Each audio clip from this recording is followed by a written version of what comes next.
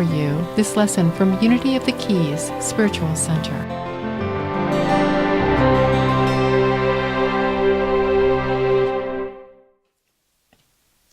And so today we continue as we're going back to basics, exploring what it is that unity teaches. What is unity? How are we different? How are we the same? And so we're looking at our 5 basic unity principles. And the first week, we looked at the principle that we recite together every single week. There is only one presence and one power active in my life and in the universe, God, the good, omnipotent. And the children's version is simply, God is. And then the second week, we explored our unity principle.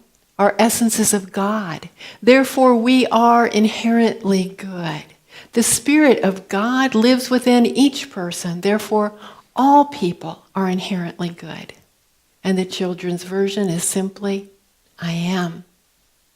And then last week, we explored the creative power of unity principle number 3.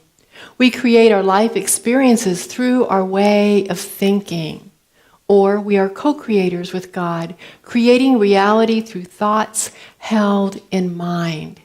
And we were reminded that it's not the experiences themselves that we create, because stuff happens. It's how we respond, how we hold what happens in our lives, how we move through it, that truly determines what our experience is. And the children's version is simply, I create. And so today we're looking at the 4th unity principle. There is power in affirmative prayer, which we believe increases the awareness of our God presence. Or through prayer and meditation, we align our heart-mind with God.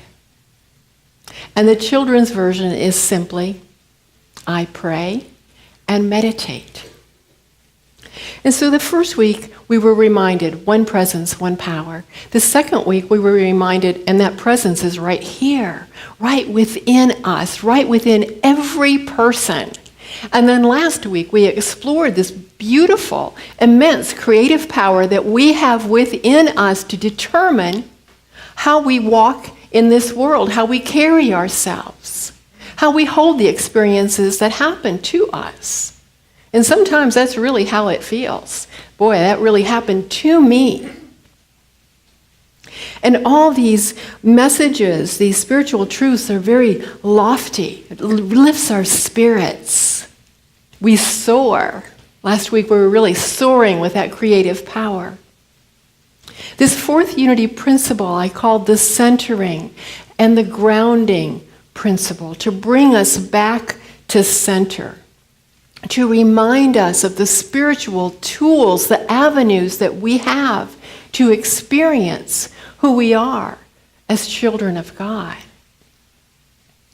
There is an old saying, and Myrtle Fillmore, co-founder of the Unity Movement, was known for saying it himself, not to be so heavenly minded that you're of no earthly good. There needs to be this balance as we walk on this physical plane, and we're reminded all too well that we are human. And to remember we're also spirit, we're divine. To find a way that we can walk and hold both, express both as purely and with as much honesty and integrity that we can from a base of wisdom and love. Unity believes that affirmative prayer is the highest form of creative thought. And when we say affirmative prayer, we are talking about moving into the space of prayer, and sometimes it's called denials and affirmations, but denials kind of gets a bad rap. So we call it release and affirmation, where we let go of whatever thought we've been holding that's holding us back, whether it's unforgiveness, a deep-seated belief that we're not worthy, fear, whatever it might be. We release that, and then we affirm the spiritual truths of who we are. I am whole. I am prosperous. I am filled with wisdom. I am one with God. We affirm those things, that there is power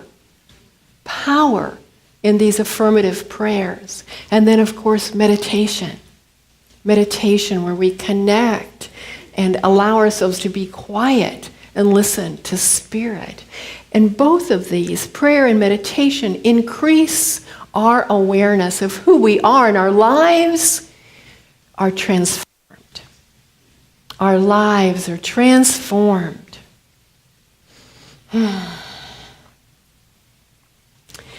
Myrtle Fillmore, co-founder of the Unity Movement, Myrtle Fillmore is known for her deep-seated belief in the power of prayer. For she was told from the time she was a little girl that she was weak, that women in her family were frail, and she was treated as if she were a sick child. As she grew older, she contracted tuberculosis, and she was told tuberculosis runs in the family, and that she wouldn't live long. She went to school anyway. She went to Oberlin College and took a course to be a teacher, completed that course and started teaching, and she became sicker and sicker.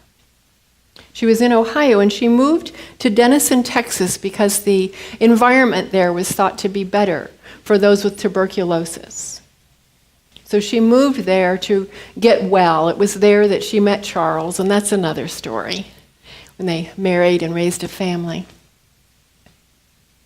And as they were raising their little boys, she again fell ill.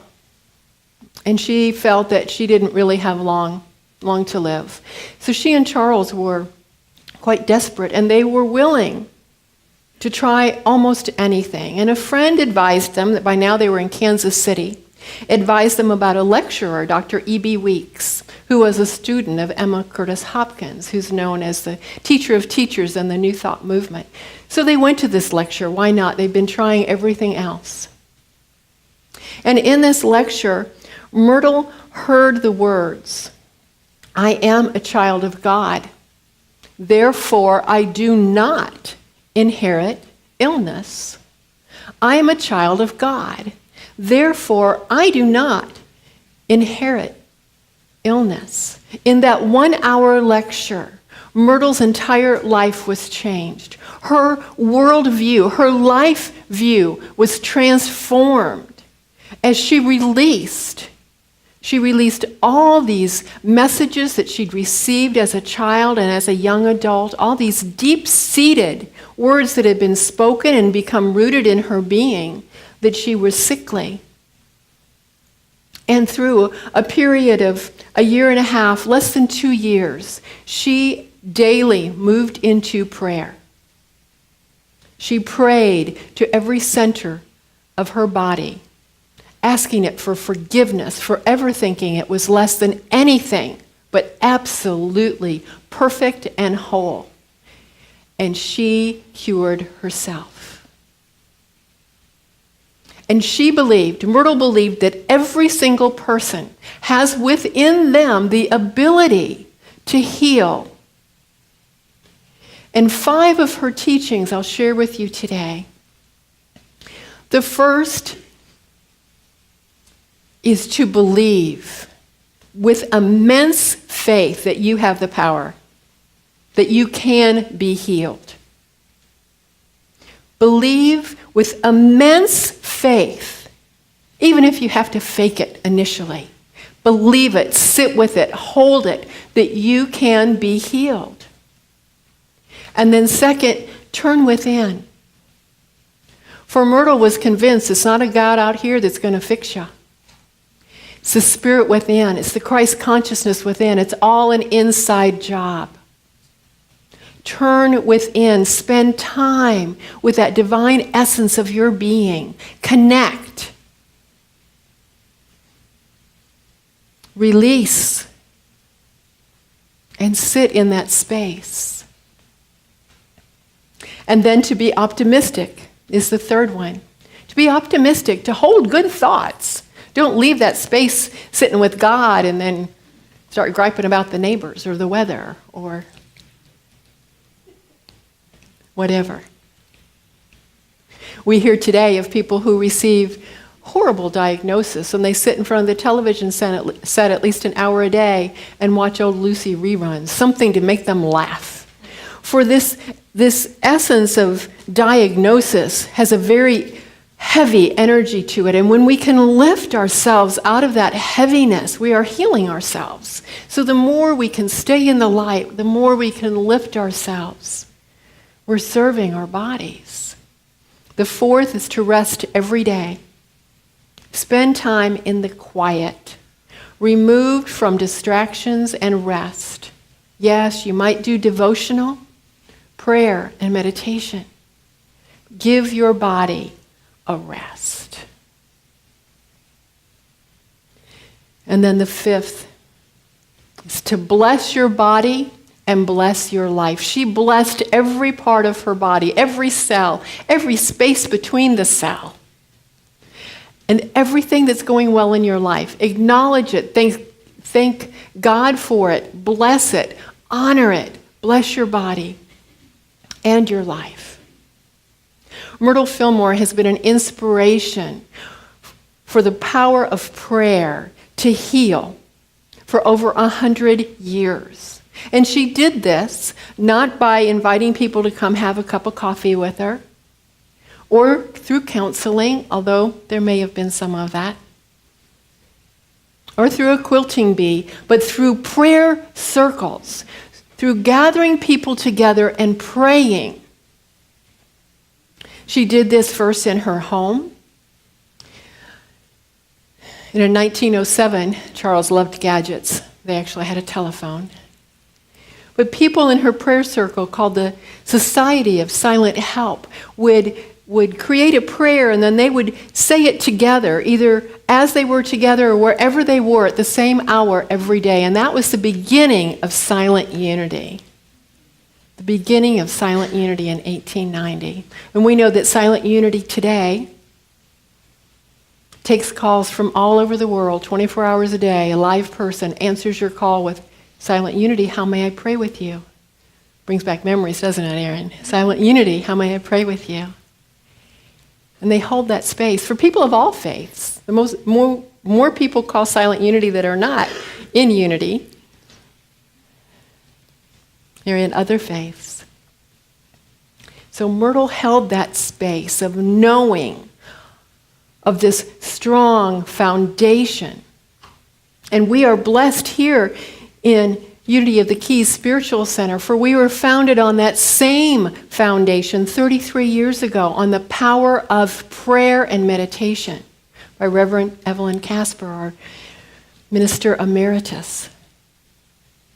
We're very fortunate, for it's with these deeply rooted beliefs, this foundational beliefs allows us to be open-minded, as we spoke today, to embrace all, for we have deep roots. We know who we are. We're not in fear. We can reach our branches high and open to embrace all, for we know who we are at our core. We believe in the power of prayer. As we turn today, we're looking at the Gospel of Matthew.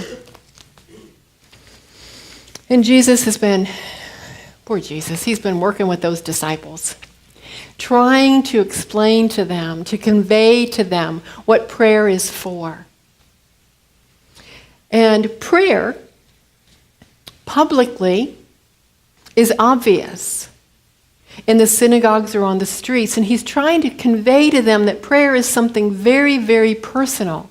And so as we look at the 6th chapter, verses 5 and 6, and whenever you pray, do not be like the hypocrites, for they love to stand and pray in the synagogues and at the street corners, so that they may be seen by others. Truly, I tell you, they've received their reward. But whenever you pray, go into your room and shut the door and pray to your Father who is in secret. And your Father who sees in secret will reward you. This is sometimes called the secret place of the Most High. That secret place within us. Jesus was conveying that Prayer is personal. It's not public. He was saying, pray in this manner. He wasn't saying, repeat these words. For prayer should always be fresh, anew. Every day it's a personal relationship.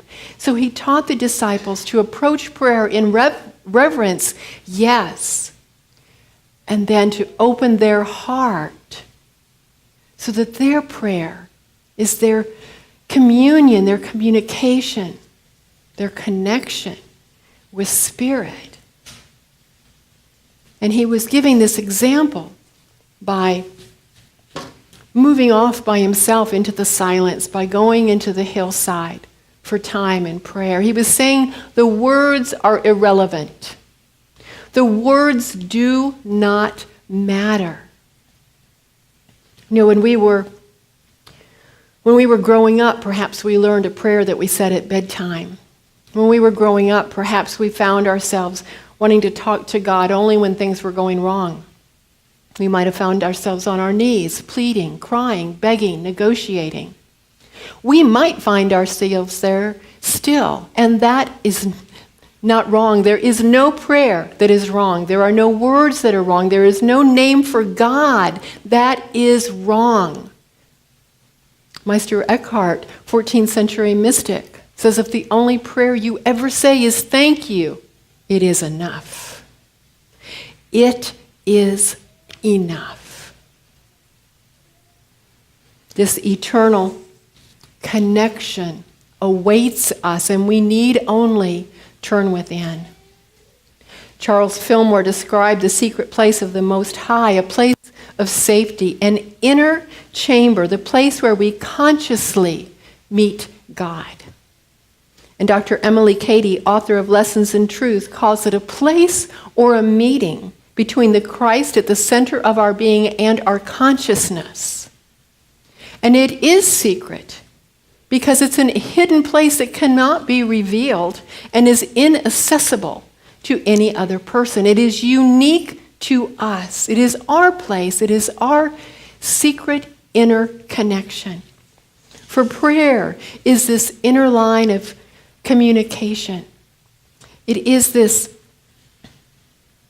inner contact with the wisdom and the understanding and the inspiration that we each contain within us. It is the inner awareness of spiritual truths. It's the inner remembering of who we are as children of God, and it is through this process that we find peace of mind, peace of heart, joy. And meditation. Meditation is where Spirit reveals itself to us. For we stop talking, we stop thinking, and we allow ourselves to be inspired by whatever comes to our mind. Ram Dass says, the quieter we become, the more we can hear. It is in the silence that I receive and I accept the guidance of what I'm to share with you every Sunday. The message I'm to give, the words I'm to share. This doesn't come from, I can't do this. I wouldn't want to do this on my own. My desire is only to touch my divine essence and to be guided. Prayer and meditation are amazing tools that we each have available to us. Do not be embarrassed if you've not prayed a lot before. Pray now. Pray in your own way. Pray in your own time. Pray in your own words and however you wish to do it. There's no position specifically to sit in. There's no time of the day. People who pray are inspired people. People who pray are strong and courageous. People who pray are happy and confident. This is what prayer can do for you. This is what prayer can do for me. Prayer is for everyone.